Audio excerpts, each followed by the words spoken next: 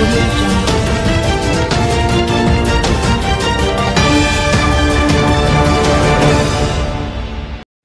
Police called to Pembroke Hall High School after students' altercation.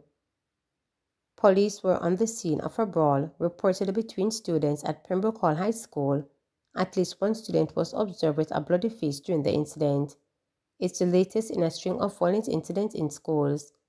Between January 2022 and 2023, there were 55 critical incidents, which then Minister of Education Favor Williams described as madness. Body of man found along Palisades Road. The Elliston Road police are probing the death of a man whose body was found along the Palisades Main Road in Kingston on Monday. The body is of dark complexion, slim build, 5 feet 11 inches long, and was clad in a multicolored shirt only. The police are seeking the public's assistance to identify the man. Reports from the Elliston Road police are that about 6:15 p.m., passersby stumbled upon the body and alerted them. Upon their arrival, the body was seen lying face down on the roadway. The scene was processed and the body was removed to the morgue. Anyone with information that can assist the police is asked to contact the Elliston Road Police at 876-928-1261, Crime Stop at 311, or the nearest police station. St. James Police appeal to residents to desist from mounting roadblocks following protest.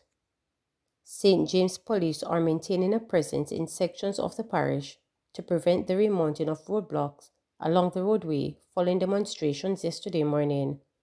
Upset residents of Dumfries, Adelphi, Unity Hall, Reading, Mullard and Somerton used debris and downed trees to block the roadways. They were protesting over bad road conditions. Head of the St. James Police Superintendent Aaron Samuels said law enforcement with assistance from the firefighters and other state agencies cleared the blockage earlier in the day. He is appealing to residents to desist from blocking roadways as it causes major inconvenience to commuters, especially school children.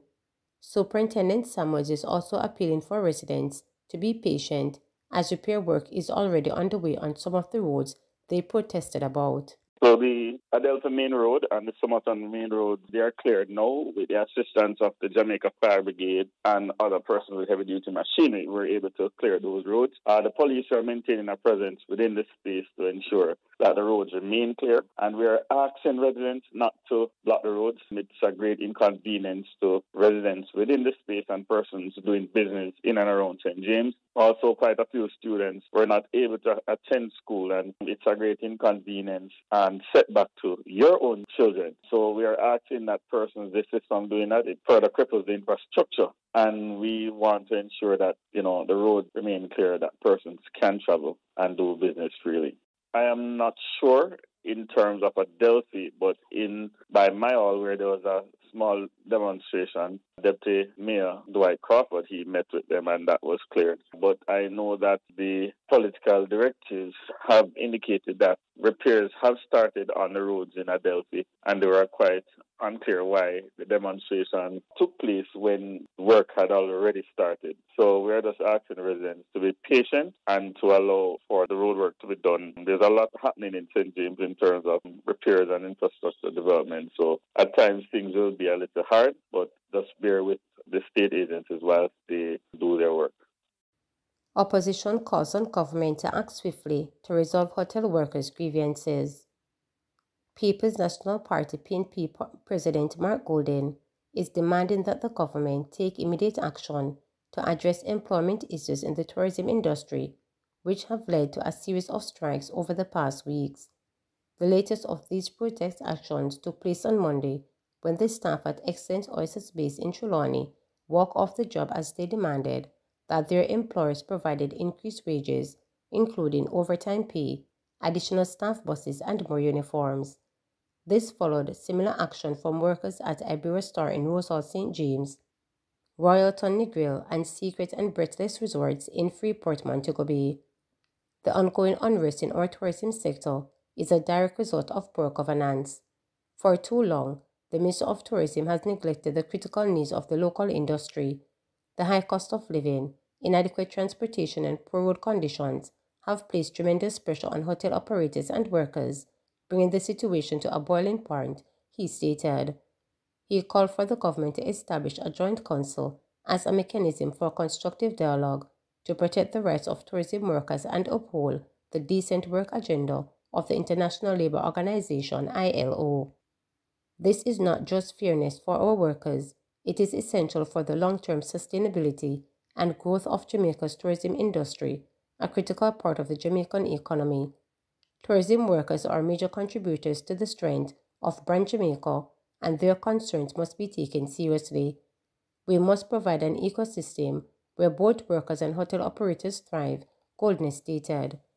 The opposition leader went on to accuse Prime Minister Andrew Holness of politically manipulating the situation, noting that Holness has blamed the PNP for the current unrest in the sector.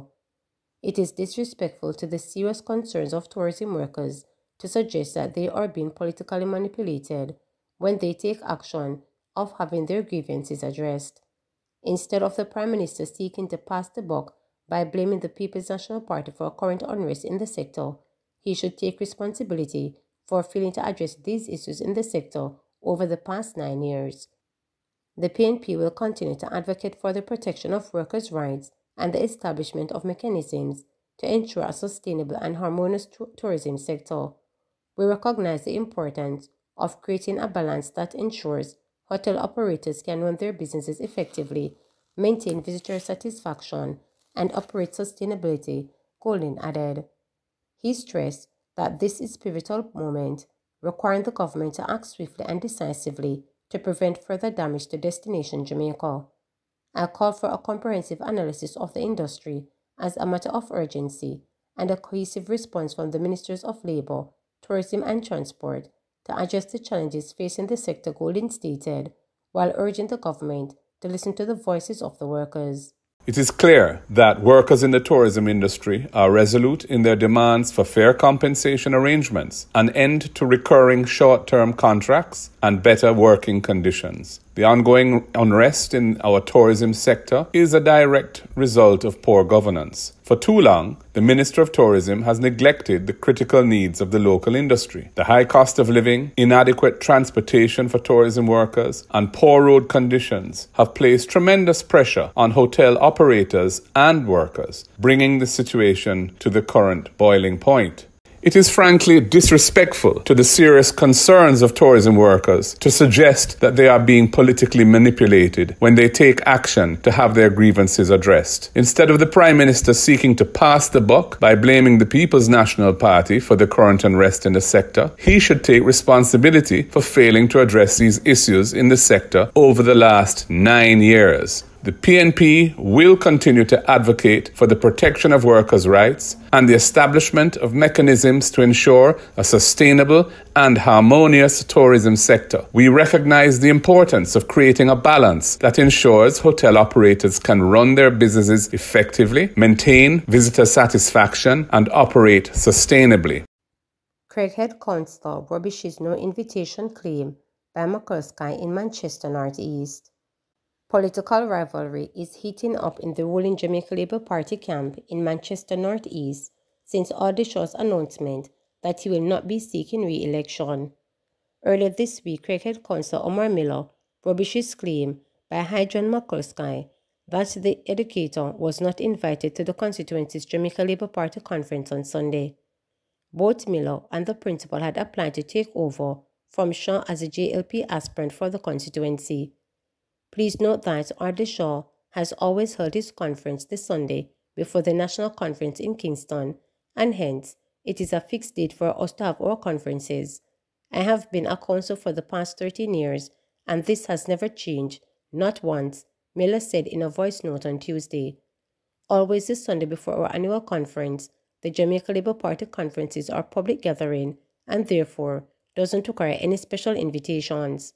We are free. Any Jamaican and visitors is welcome to come to our conferences, he added. Miller, who was endorsed by Shaw at the conference, said the principal would have been given the opportunity to speak there if he had attended. I believe if Mr. McCluskey and the team wanted to be a part of the conference, it would have been a priority. The platform party would have welcomed him and gave him an opportunity to address the gathering as good Labour rights. The decision from the Member of Parliament would not have changed as it relates to endorsing yours truly, Omar Miller, because the voice of the people is always the first priority for the Member of Parliament, stated Miller. I will make a party note to Mr. McIntyre and his team will be invited to our next conference next year, going into our annual conference. We want to work together to build this constituency as we move forward, added Miller. Remember to subscribe, like, share, and click the notification bell for daily updates.